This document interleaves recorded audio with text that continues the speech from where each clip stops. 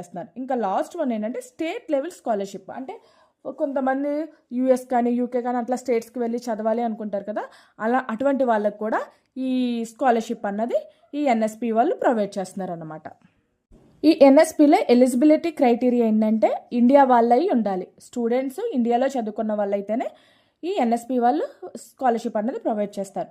Income 2.5 lakhs కంటే below ఉండాలి. Caste certificate must and షుడ్గా ఉండాలి. ఎస్సీ ఎస్టీ బీసీ మైనారిటీ ఎవరైతే ఉన్నారో వాళ్ళకి క్యాస్ట్ సర్టిఫికేట్ కన్ఫామ్గా ఉండాలి.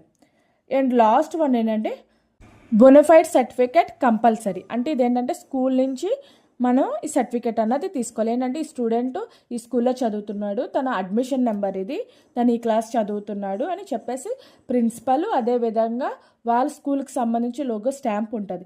అది ఉంటేనే మనం ఈ స్కాలర్షిప్కి అన్నది మనం అప్లై చేయగలం.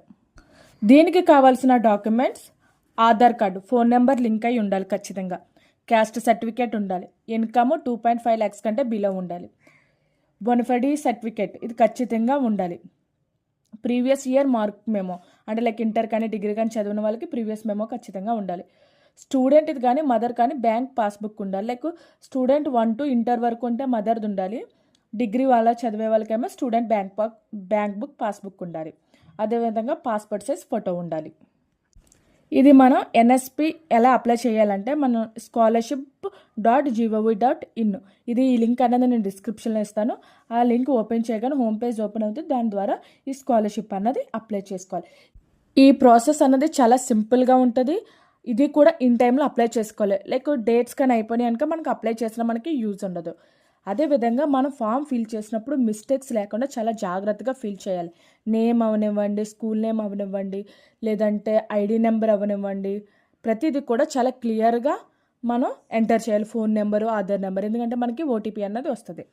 సో ఇది ఈ అప్లికేషన్ సబ్మిట్ అయిన తర్వాత కాలేజెస్కి వెళ్తుంది అనమాట, వెళ్ళి అక్కడ వెరిఫై అవుతుంది అనమాట. ఇలా వెరిఫై అయిన తర్వాత ఈ స్కాలర్షిప్ అన్నది అప్రూవ్ అయిన తర్వాత మన బ్యాంక్ అకౌంట్లో అమౌంట్ అన్నది క్రెడిట్ అవుతుంది అనమాట. లైక్ 1,000 నుంచి లైక్ 5,000 వరకు అకౌంట్లో అన్నది క్రెడిట్ అవుతుంది అనమాట. Like school depending on school అనమాట.